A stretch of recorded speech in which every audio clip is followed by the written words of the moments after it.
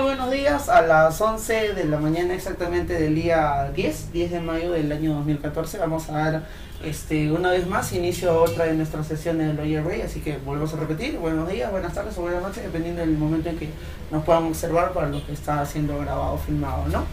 Bien, entonces, bueno, de antemano agradecerle a los chicos, y esto sí se lo doy de corazón, una vez más por la iniciativa que tienen de siempre querer aprender, esa sed que tienen por el derecho que nos impulsa y nos motiva fuertemente para poder nosotros continuar debatiendo, discutiendo, viendo algunos puntos que definitivamente nos tienen que servir para la carrera, para el desempeño perfecto de la carrera. ¿Está bien? Bien, vamos a empezar por acá.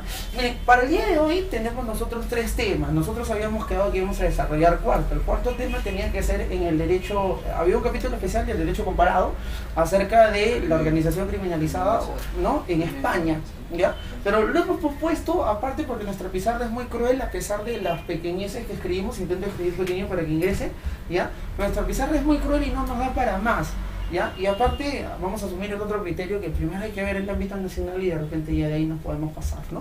Pero bueno, en fin, hoy ya tenemos tres temas que lo hemos enumeradito por ahí, incluso para que ustedes no se pierdan, como les vuelvo a repetir, la pizarra es cruel. Y tenemos por acá, ¿no? Uno, vamos a observar la libertad y la seguridad personal, el control de la identidad policial, ¿no? O sea, cuando el policía nos pide DNI, ¿ya?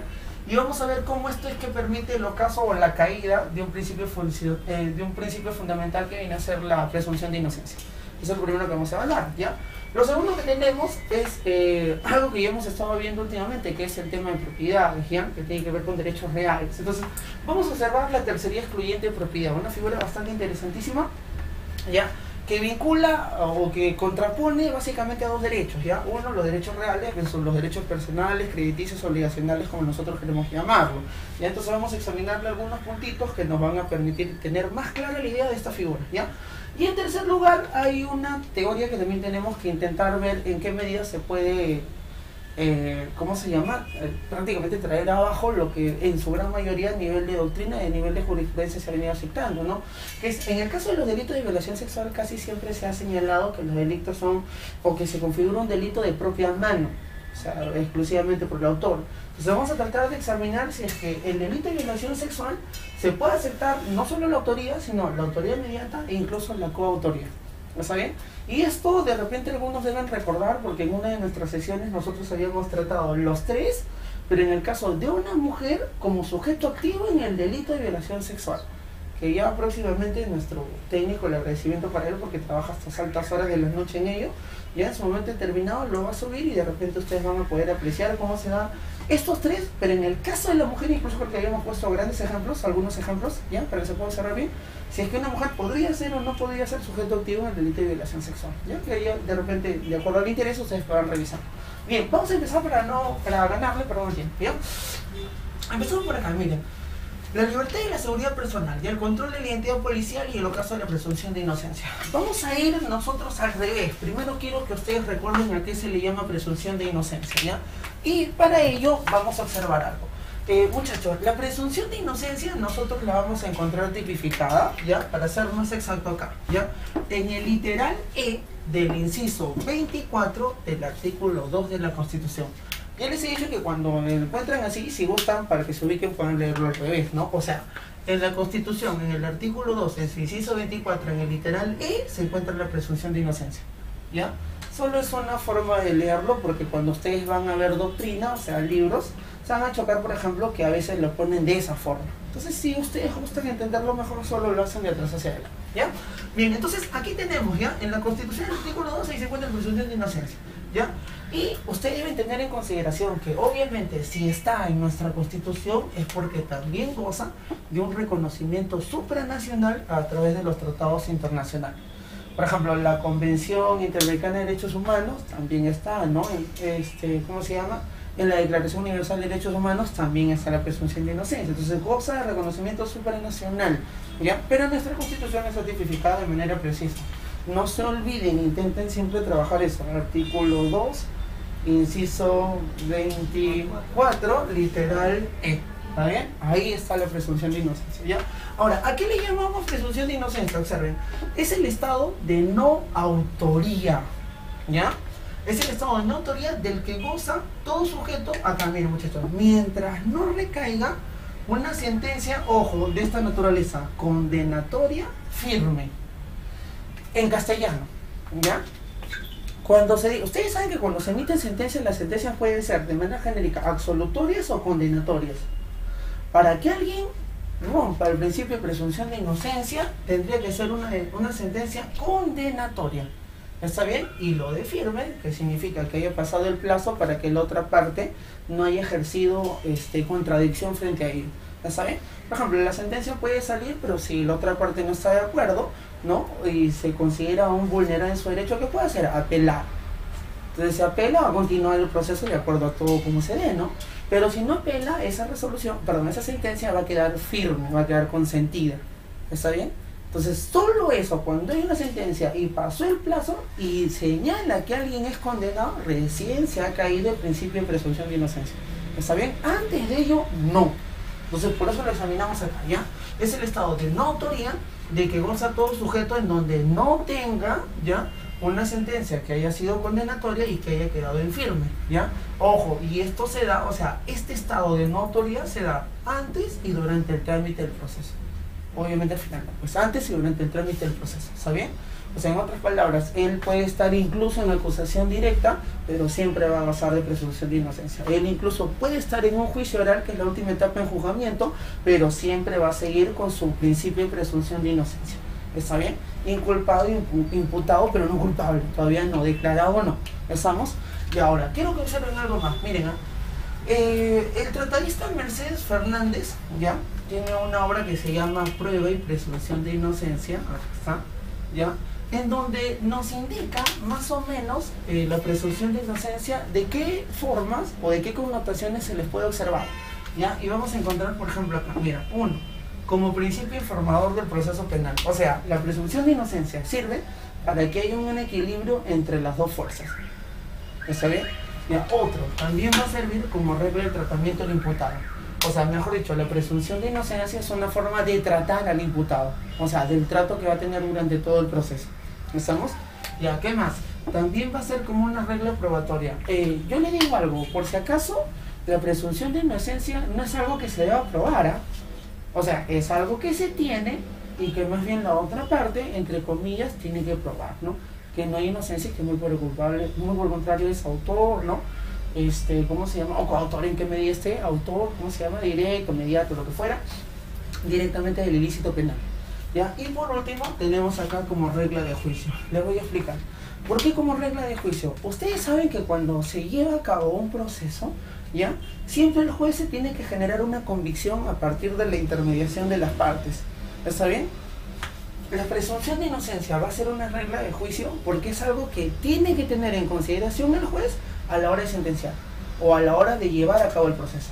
¿Está bien? Que se goza de presunción de inocencia. Entonces, miren, vamos retomando la idea. Esta presunción de inocencia hay varias formas de verla, ¿ya? Uno, como un principio informador del proceso, en donde nos va a equilibrar las dos fuerzas, ¿ya? Otro, como una manera o una forma de tratar al imputado. Otro, como una regla probatoria, porque no se tiene que probar la presunción de inocencia, ya la tenemos, ¿ya? Y por último, como regla de juicio que tiene que ser observada por el juez a la hora de que se desarrolle el mismo, ¿ya?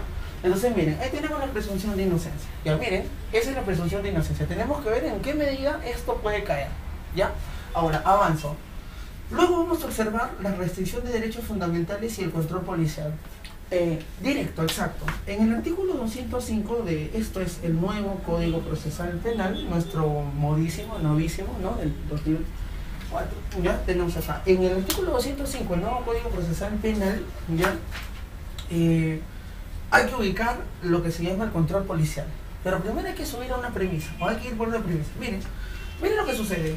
El artículo 2, inciso 24, nos dice que toda persona tiene derecho a la libertad y a la seguridad personal.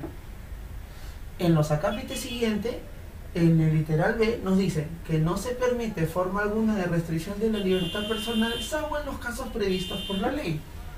Y en el acápite siguiente, o sea, en el literal F, nos dice que a nadie puede ser detenido sino por mandato escrito y motivado. O sea, en otras palabras, lo que nos está diciendo es que para que la libertad pueda ser vulnerada, muchachos, se necesitan dos requisitos. De la interpretación que acabamos de dar es, uno, que haya una ley que así lo exija, y número dos, que hay una resolución motivada, debidamente motivada, o sea, con causa, de que la pueda generar. Estamos. Vuelvo a repetir, ya miren, volvemos a lo mismo. El artículo 2, inciso 24, nos dice que toda persona tiene derecho a la libertad y a la seguridad personal. Ya, pero no solamente tiene el literal ABC, pues vamos a revisar otro literal. En el B nos dice: no se permite alguna forma de restricción de la libertad personal, o sea, no se le debe prohibir a nadie la libertad personal, ya, salvo en los casos que esté prevista por ley. Y continúa. Luego en el literal F nos dice: nadie puede ser detenido sin un mandato escrito y motivado, o sea, con causa. ¿Está bien? Ya, entonces, de esto podemos interpretar que hay dos reglas para que se pueda restringir la libertad personal. Uno, ¿ya?, que se necesita que haya una ley que lo ordene, y número dos, que se necesita que esté una resolución o un mandato debidamente motivado, con causa. ¿Estamos? Ya, miren, ahora, sigo avanzando. Vámonos a examinar lo que dice el artículo 205. El artículo 205 nos interesan dos partes, el punto 1 y el 205.4. En el punto 1, miren lo que nos dice. La policía, de acá hablábamos, la identidad policial, control de la identidad policial. La policía, en el marco de sus funciones, sin necesidad, miren acá, sin necesidad de orden del fiscal o del juez, podrá requerir la identidad de cualquier persona. Pero ojo, tengan en cuenta esto, que lo ordena el artículo 205.1 del nuevo Código Procesal Penal, Decreto Legislativo 957. O sea, en otras palabras, es una ley. Y arriba nos exigían que haya una ley que sí lo ordene. ¿Está bien? Vamos razonando. Ya, entonces por ahí se cumple. Ya, pero ahora, el artículo 205, el mismo, pero el punto 4, miren lo que nos dice. El mismo texto expresa: en caso no sea posible la exhibición del documento, vamos a suponer lo típico, ¿no? Vamos en el carro, nos piden el documento y de pronto no lo tenemos, se quedó en la cartera, en el bolso, en la oficina, donde sea. ¿Está bien? Miren lo que pasa. En el caso de la posible exhibición, de que no sea, posible la exhibición aquí, de que no sea posible la exhibición del documento de identidad, se conducirá al individuo a la dependencia policial más cercana. O sea, en otras palabras, si tú no tienes identidad, el documento de identidad, un policía te puede llevar a una comisaría, sí. Si no sabían, sí. ¿Ya? Y mira, el plazo no puede exceder de 4 horas. Bueno, en realidad, si fuera por principio constitucional, 24, ¿no? Nadie puede ser detenido por más de 24 horas. ¿Saben? Eso ustedes lo conocen, ¿ya? Pero en el caso específico del control de identidad, sí te podrían llevar, por ejemplo, vamos a suponer que vemos Isaías, ¿no? Yo soy policía. A ver, este no tiene documento, este tiene cara, ¿no? De ser delincuente, tiene cara de narcotraficante. No, aquí va, ¿no? Entonces, ¿sí podría estar facultado? Sí. ¿Estamos? Ya, pero ahora quiero hacerles una pregunta, ¿ya? Mira, los están deteniendo y nosotros hemos quedado hace rato, está bien, que debe tener una resolución firme y motivada. ¿Está bien? Entonces, si ustedes se dan cuenta, de las dos cosas que deben exigir para que se restrinja la libertad personal, solo se cumple con una, pero con la otra no. ¿Está bien?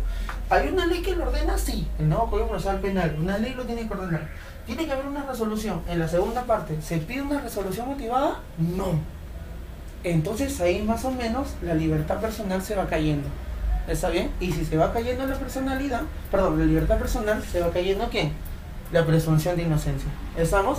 Ya, pero para reafirmar más esto, tenemos que examinar algo más. Miren, hay un principio que se llama así, test de ponderación de derechos fundamentales. Eso, en castellano, lo que quiere decir es que vamos a tener que observar en qué medida un derecho fundamental puede ser restringido. ¿Está bien? Por eso se llama test de ponderación de derechos fundamentales. Hay que ver si un derecho fundamental en qué medida puede ser restringido. Ya miren, y acá tenemos a este sujeto, es Robert Alexy, filósofo alemán, que tiene una obra que se llama así, Teoría de los Derechos Fundamentales. Y en esa obra nos habla de 3 subprincipios que nos ayudan a ver cuándo o si es que un derecho fundamental puede o no puede ser vulnerado. ¿Ya? Miren, y tenemos acá, 1, la idoneidad o adecuación. ¿Qué significa eso? ¿Ya? Que para restringir un derecho debe ser adecuada para alcanzar una finalidad constitucional perseguida en él por los derechos fundamentales. Les explico. Si ustedes siguen leyendo, se van a dar cuenta que la policía hace esto con fines de prevención del delito.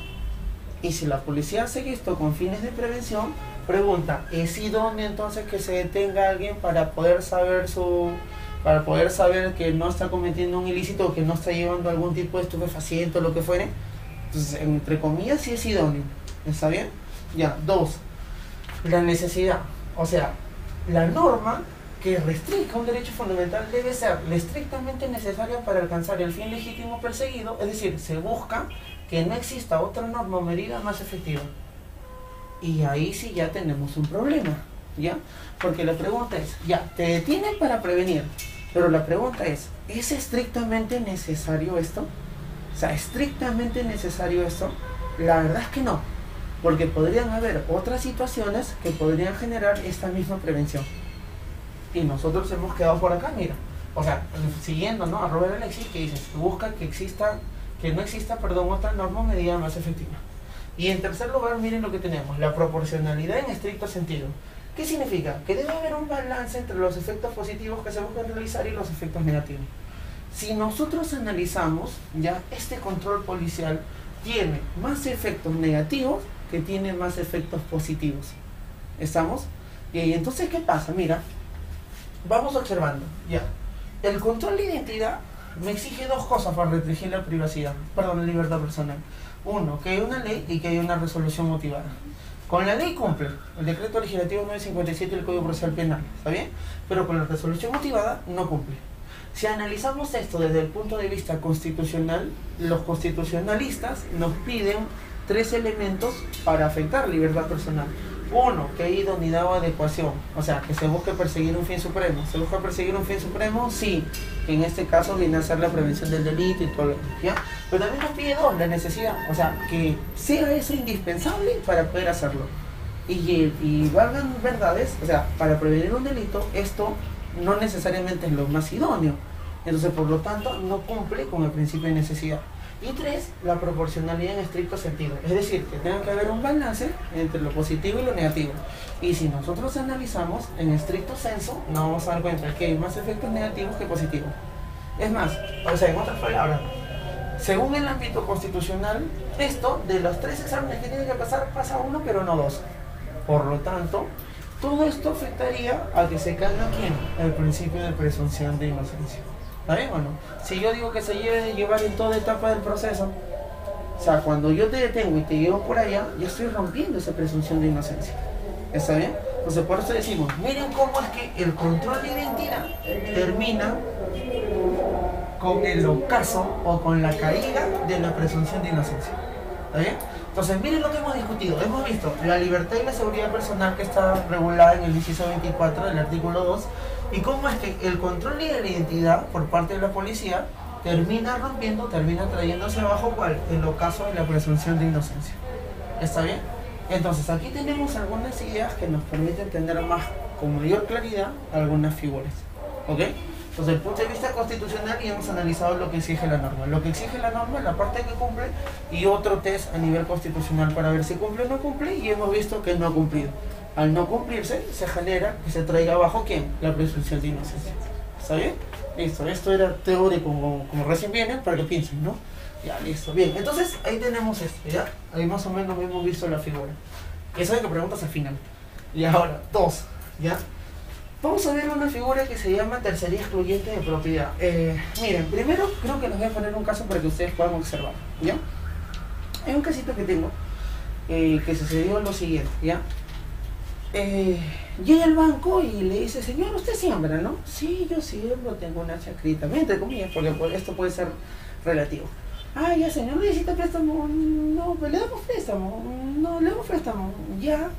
¿Qué tiene? Ah, tengo esta casa donde vivo. ¿Esta casa? Sí. ¿Cuántos pisos? 1, 2 pisos. Ah, ¿cuánto será la horizontal? Entonces hacen una tasación, todo lo demás, y el banco decide darle $50.000 al señor. ¿Ya? Obviamente que le da esos $50.000, pero ¿qué hace, muchachos? Le dan los $50.000 y ya saben, pues, ¿no? Lo embarga. ¿Está bien? Entonces, ¿ya qué pasa? Lo someten así, ¿no? Al de la casa. Entonces, ya no hay problema, le hipotecan la casa, le imprimen todo lo demás y ya saben que si no responden la deuda, esta casa lo sacan a remate a fin de que el banco pueda obtener, pues, ¿no? Un monto o quizás el mismo monto por el cual han solicitado el préstamo. ¿Está bien? Ya miren, entonces empieza así, le dan el dinero, todo lo demás al señor. El señor se va, la primera cuota nada más no paga. Entonces ya saben que se siente eso, ¿no? El banco le cursa carta notarial, ¿no? Para que empiece a pagar. El señor hace caso omiso, el señor se acerca, refinancia, ¿no? Refinancia, ¿ya? El señor le dice, ¿sabes qué? No tengo cómo pagarte, ¿ya? Lo siento, mi situación ha cambiado, no tengo cómo pagarte. Entonces el banco le dice, pero hay que reprogramar la deuda, no vamos a reprogramar. Entonces a la primera que reprograma, tampoco paga el señor. Y entonces el banco dice, ya, ya te dimos todas las chances, así que vamos a ejecutar esa garantía, ¿no? Y entonces le hacen la ejecución de garantía, pues, ¿no? ¿Está bien? Para poder sacar esta casa al remate y poder obtener. Hasta ahí estamos ok. ¿Ya? Tienes al banco, pues está cobrando la deuda personal con un sujeto. ¿Estamos? Ya, pero ¿qué pasa? En ese mismo tramo que se está llevando a cabo este proceso, aparece un tercero. Aparece un tercero. ¿Quiénes? Los verdaderos dueños de la casa. Y resulta, los verdaderos dueños de la casa. Y algunos pueden decir, a ver, pero un momento, ¿no? Si ha habido ejecución, significa que tenía que tener un contrato de compra-venta, significa que tenía que estar inscrito en registro público. Es más, ustedes saben que esa ejecución se inscribe también en registro público y todo lo demás, ¿no? Pero ustedes no lo crean, todo eso, entre comillas, ha sido falsificado. Entonces aparecen los verdaderos propietarios y le dicen, un momento, señor juez, ¿ya? Esa casa no es de él, esa casa es mía. Y se están intentando cobrar una deuda intuito personal, ¿no? Que no es mía. Entonces eso no puede ser. Yo reclamo mi casa. ¿Eso bien? Hacen las investigaciones, los mismos dueños se enteran, denuncian al caballero en vía penal, ya hacen la pericia grafotécnica, grafológica, todo lo demás, sale que han falsificado la firma, las huellas, tanto aquí, tanto en SUNAT y todo lo demás. ¿Está bien? Mira, sale, ya, pero obviamente en vía civil, ¿qué le hacen? Le hace una tercería excluyente de propiedad o simplemente tercería de propiedad. ¿Está bien? Ya. Ahora, y eso no es nada, porque en este caso, por ejemplo, el señor ha seguido todo lo demás y el mismo señor a quien le prestaron, por ejemplo, ha fallecido. Pero miren lo que tienen, yo quiero que vean un poquito más allá. Tienes dos derechos enfrentados, a unas personas que reclaman su propiedad legítimamente y también tienes a un banco que se quiere cobrar, entre comillas, legítimamente lo que ha prestado. ¿Me dejo entender? Entonces estamos enfrentando derechos reales versus derechos personales o crediticios obligatorios, como quieran llamarlo. ¿Está bien? Ya miren, entonces a esa figura en donde cuando hay un proceso interviene otra persona para reclamar un bien o que se desafecte un bien, ¿ya? Entonces a eso se llama tercería de propiedad. Y eso es algo que ustedes van a ver más o menos que es común, ¿ya? De hecho, ya, miren, si les hablo incluso de la figura del banco, y ustedes ya más o menos tienen una noción de cómo se genera, ¿ya? Y entonces, el proceso se quedó ahí, ahora que se ha renovado la huelga, vamos a tener que seguir peleando en esto, ¿ya? Pero, regresando a nuestro punto, esa es más o menos la figura de tercería de propiedad, por eso se llama así, un tercero ajeno al proceso. ¿Está bien? Ya, vamos a examinarlo, pero hay algo que quiero que vean, miren. Empezamos esto a partir de una casación, ¿ya? Una pregunta. Y nosotros lo hemos hecho. ¿Dónde se dan las casaciones? Ya, por fin aprendieron. Ya. Corte Supremo, ¿no? Ya, miren, entonces esto es a partir de una casación. Pero le voy a explicar y les he puesto los puntos a veces que se discuten en una casación. Por ejemplo, vamos a suponer que no te hacen caso y tu patrocinado no te sabe qué, doctor, doctora. No, yo tengo la razón y queremos ir, y por alguna extraña razón todavía no están otorgando el derecho. Entonces, ¿qué haces tú? Te vas a casación. Ya, ¿y qué interpretas en casación? Por ejemplo, yo he puesto estos tres, ya, para que vean más o menos las personas que acreditan, no siempre, dependiendo de los casos, pero he puesto una muestra para que vean más o menos cómo es que interponen un recurso de casación para que, ¿no?, la corte pueda revisarlo. ¿Está bien? Mira, por ejemplo, en este casito, no lo explico por el caso, pero en este caso, por ejemplo, lo que le decía, infracción normativa por inaplicación del artículo 949 del Código Civil, que se señala que en un contrato privado de compra-venta basta con acreditar que declaración de voluntad no ha sido viciada. O sea, la casación aparentemente acá, o sea, no ha estado siendo valorado ni por juzgado ni por sala, ¿no? de que ese contrato de compra-venta era válido. Entonces, por ejemplo, la tercería, ¿cómo digo yo? Esa es mi propiedad si no tengo nada que lo acredite. ¿Está bien? Entonces, al parecer los jueces han visto que había un vicio, entre comillas, ¿no?, en ese contrato de compra-venta. Entonces ellos están alegando el artículo 949. Le dicen, un momento, señor, si el artículo 949 del Código Civil señala que los contratos privados de compra-venta se perfeccionan bastando que haya declaración de voluntad y que no esté viciado. O sea, que la declaración de voluntad sea totalmente limpia, ¿no? Ya, 1, 2. Están intentando demostrar por esto, mira, infracción normativa por inaplicación del segundo párrafo del artículo 2022 del Código Civil. Esta es la tercería de propiedad. Ustedes van al artículo 2022 y ahí van a encontrar la tercería de propiedad. Ya, claro que no les dice tercería de propiedad, ¿no? Pero ahí van a encontrar la figura relativa a la tercería de propiedad. Miren, ya, del segundo párrafo, en donde dice, ya, que sobre un mismo inmueble esté o no esté inscrito, ya que el artículo no hace ninguna distinción alguna. ¿Está bien? O sea, les explico, a ver, yo reclamo la propiedad, ¿está bien? Pero esa propiedad la reclamo por un contrato de compra-venta cuya inscripción no lo he hecho en registro. O sea, hicimos el contrato de compra-venta, pero en el registro no escribí ese contrato de compra-venta, no cancelé el asiento anterior y inscrito un asiento nuevo. ¿Estamos? Y ahí entonces, ¿qué pasa? Le dice un momento, ¿no? No están observando el 2022, en donde me señala que esté o no esté inscrito, aparentemente se puede dar, ¿ya? Y otro detalle que están alegando es, bueno, esta es una infracción normativa procesal por indebida motivación de las resoluciones judiciales. Les explico por qué. Porque la sala, a la hora de poder emitir la sentencia, había emitido la sentencia y había mencionado 2 casaciones. Casación tal tal Lambayeque, casación tal tal Lima. ¿Sabían o no? Pero ¿cuál es el detalle? Que les había mencionado, pero no señalaba qué era la conclusión de esas 2 casaciones. ¿Está bien? Y ustedes saben que en un principio constitucional es que todas las resoluciones tengan que estar debidamente motivadas. Entonces acá mencionaba las 2 casaciones, pero no mencionaba desde dónde salían o a qué se concluía a partir de esas 2 casaciones. Entonces ellos han apelado casación siguiendo estos 3 puntos, ¿vale?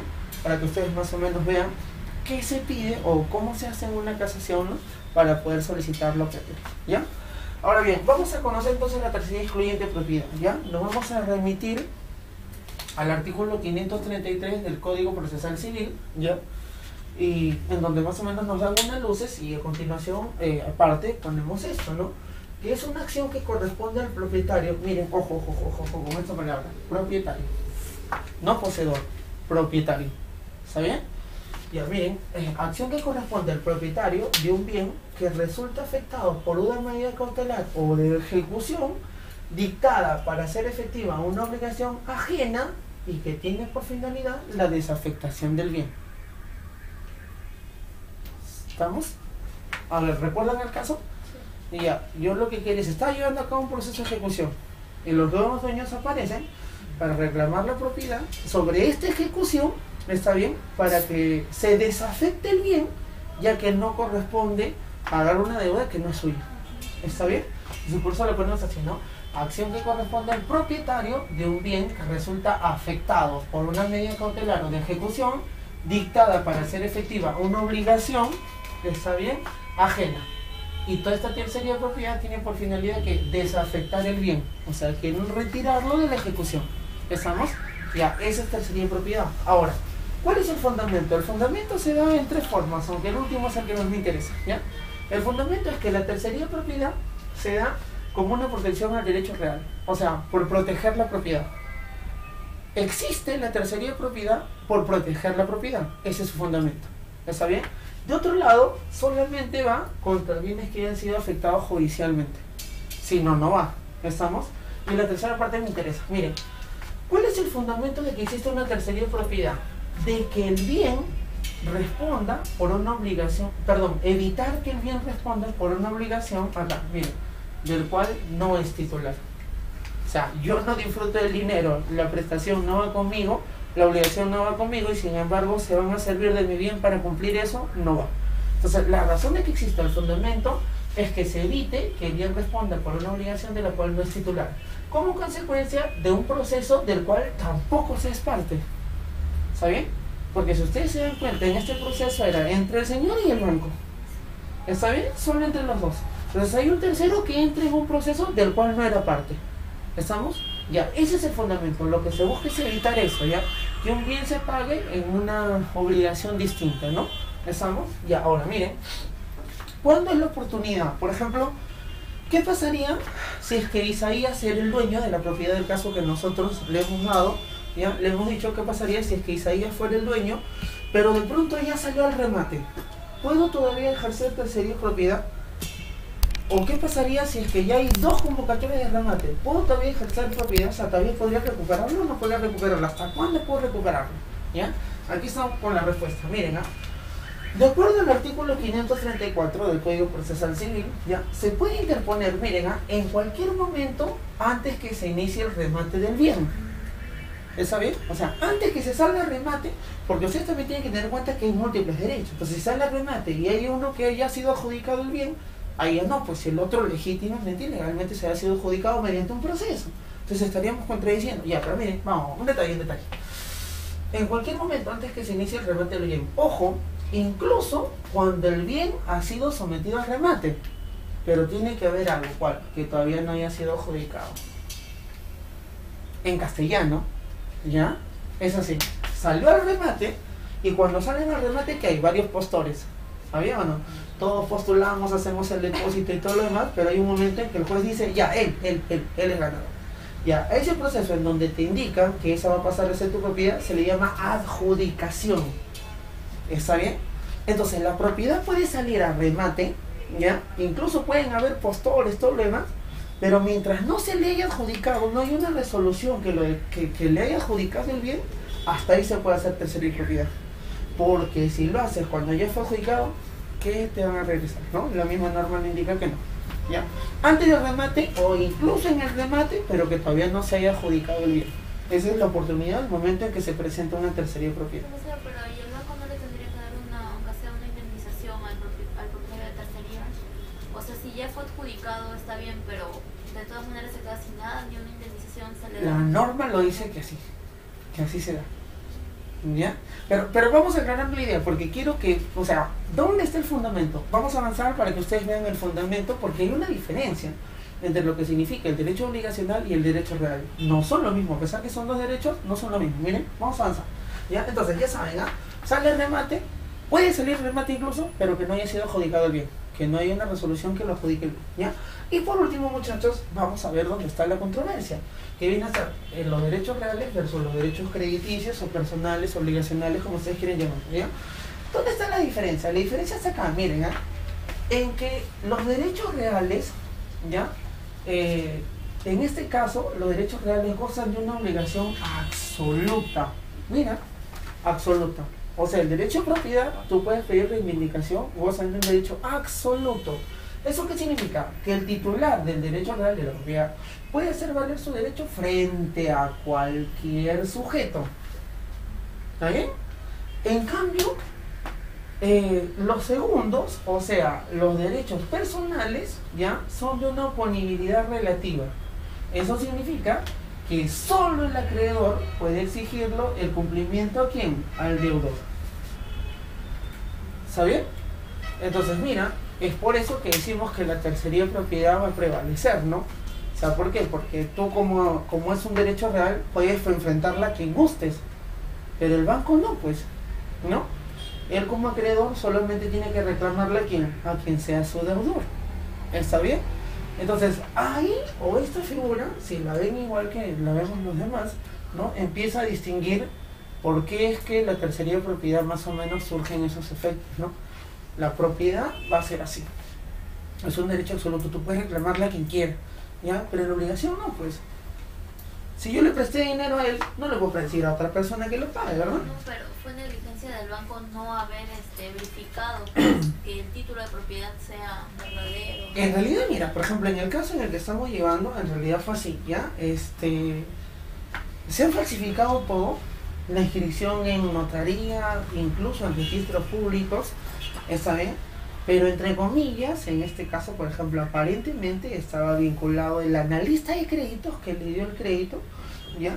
Y el abogado del banco. Entre ellos han hecho los trámites en la notaría y en los trámites en su nombre. Entonces han llevado al señor, firme aquí, firme aquí, firme aquí. Y en su declaración del señor, ¿no? En las investigaciones preliminares, en su declaración del señor había indicado, no, la formalizaron incluso, las investigaciones la formalizaron, solo que se murió, pues, ¿no? Y ya sabe, fallecido, muere la acción penal, ¿no? Entonces, ¿qué sucedía? Cuando han llevado la declaración del señor, el señor dice en su declaración que incluso una vez que recibió el dinero, de los 50.000 le tuvo que dar algo para el abogado y le tuvo que dar algo para el analista. O sea, fue así, ¿no? Recibe 50.000, pero le da 6.000 al abogado, $6.000, y le da 6.000 al analista, por haber hecho todos esos trámites y todo lo demás, ¿no? Entonces ya, pero volvemos al punto, ¿no? Nosotros podríamos ver 1000 cosas, pero ya saben que siempre analizamos el ángulo del derecho dependiendo en qué posición estamos. Por ejemplo, si fuéramos los propietarios, tú vas a querer tu casa sí o sí, pues, ¿no? Si fueras el que ha prestado, tú igual vas a echar la culpa solamente de que ellos hicieron todo, pues, ¿no?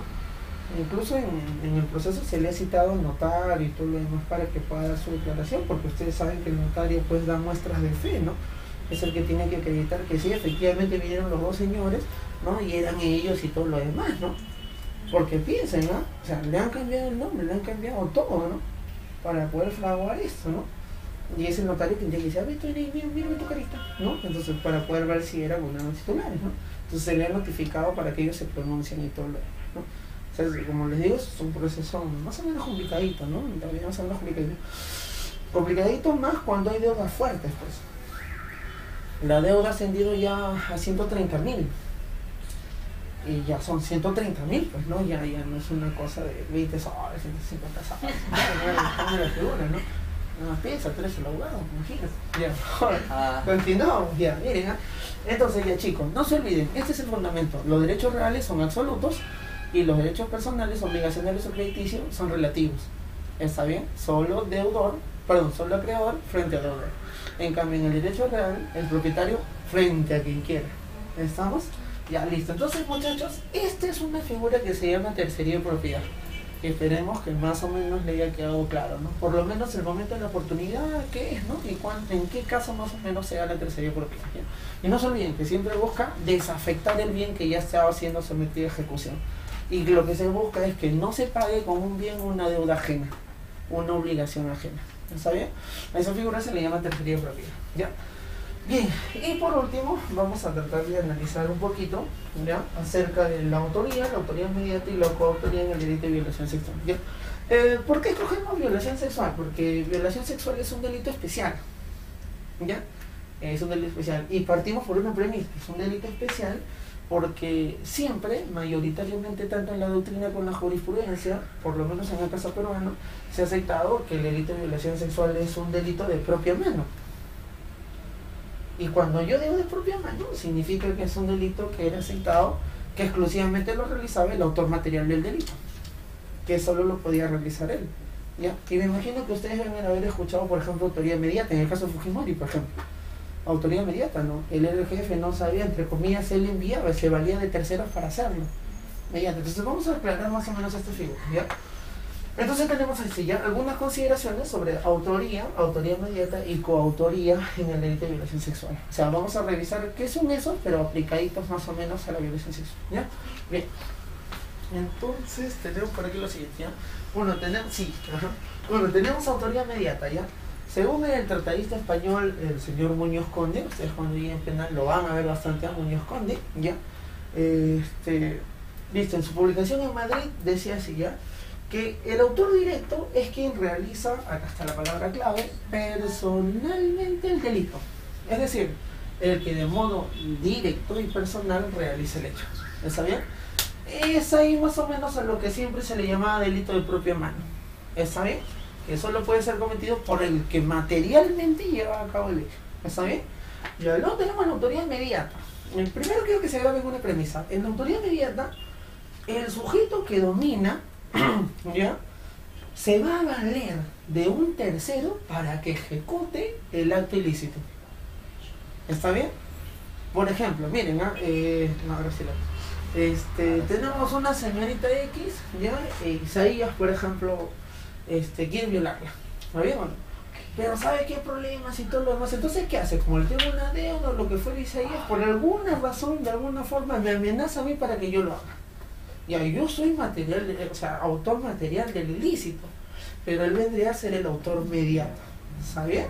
Se ha valido de un inocente como yo, ¿no? Se ha valido de un tercero, ¿no? Para que se pueda ejecutar o llevar a cabo el acto ilícito, ¿ya?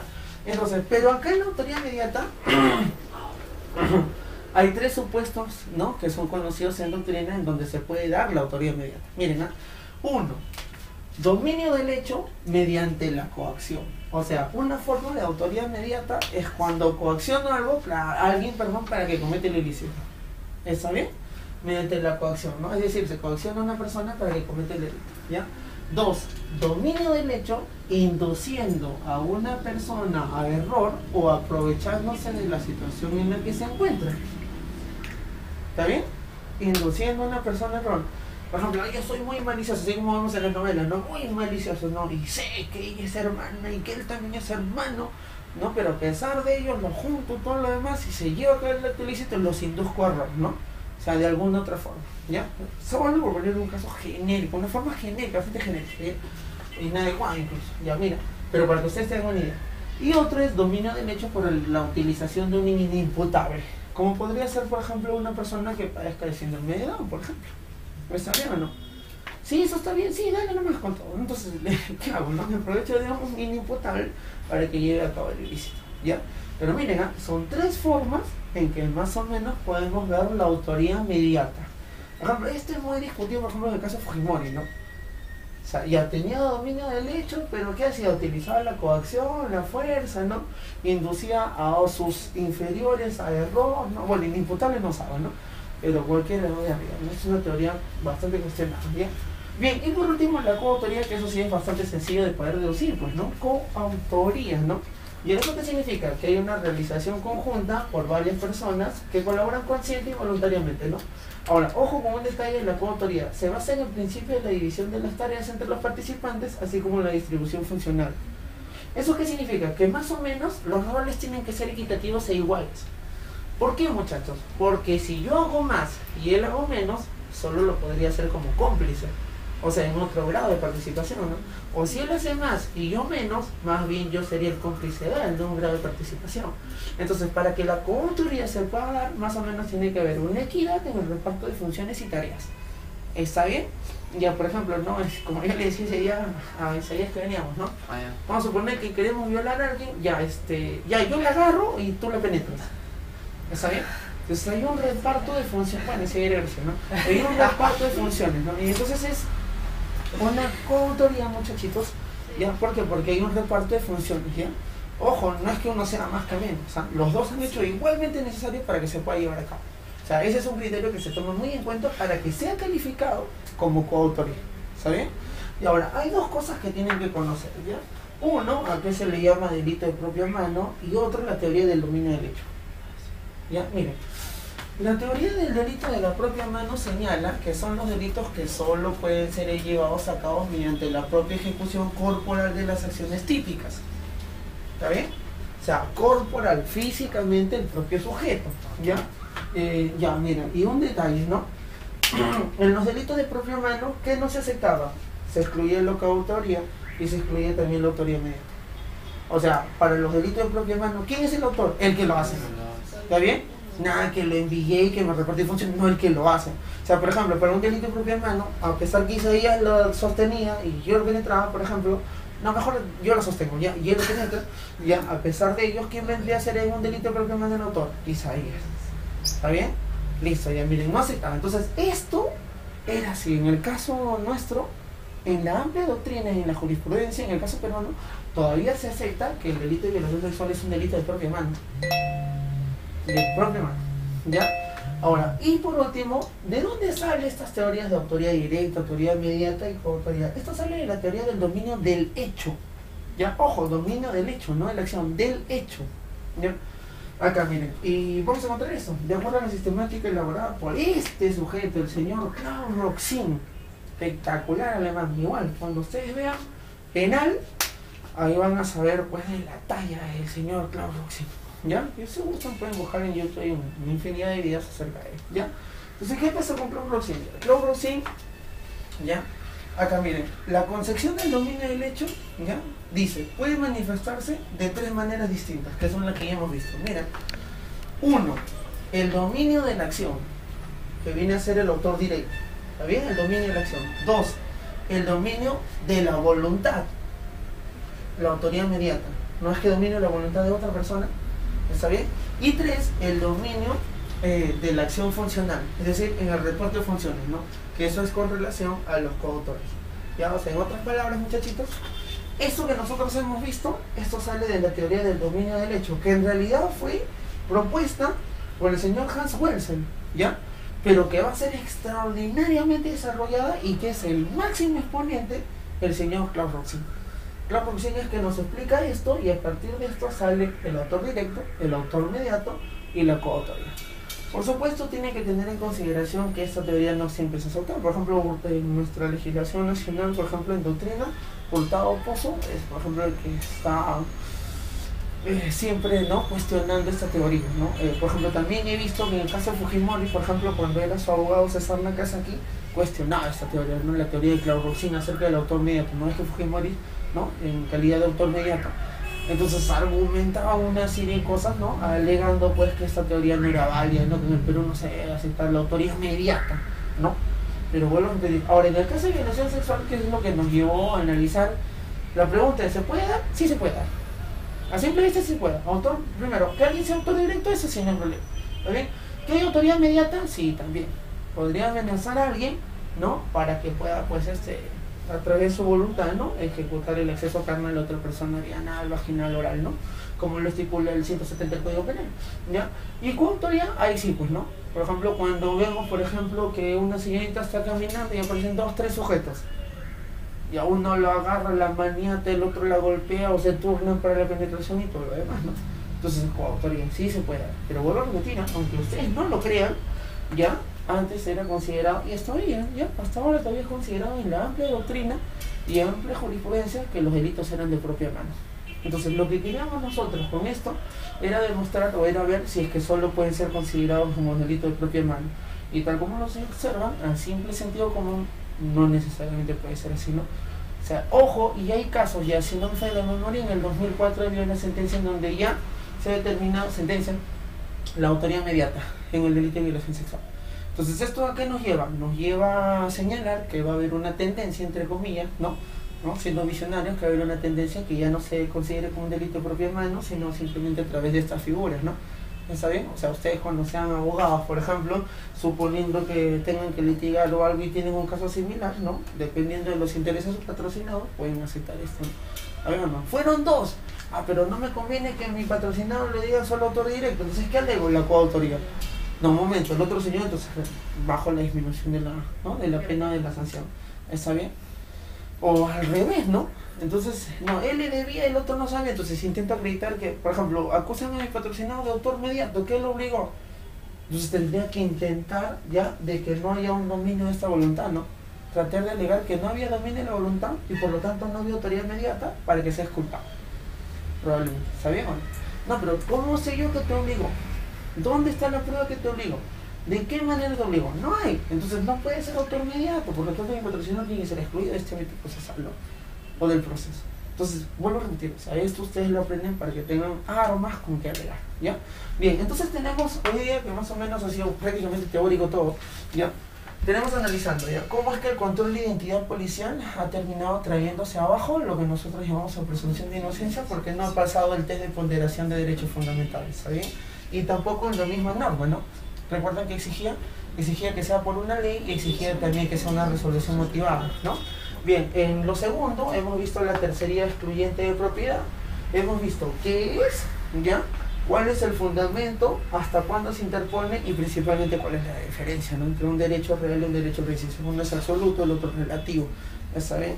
Y finalmente hemos tratado de ver cómo es que la violación sexual ya en la actualidad no solo puede ser catalogada, porque ya hay jurisprudencia, ya no puede ser catalogada como una teoría de delito de propia mano, sino ya se ven las figuras de autoría directa, autoría inmediata y coautoría, ¿no? Para eso hemos revisado qué es un delito de propia mano y también hemos revisado de dónde sale la teoría del dominio del hecho, ¿no? No se olviden, Klaus Rossi, ¿no? Penalista alemán, es el máximo exponente de esta teoría, ¿ok? Bien, entonces eso sería todo por el día de hoy. Nos vemos hasta una próxima sesión de Lawyer. Chao.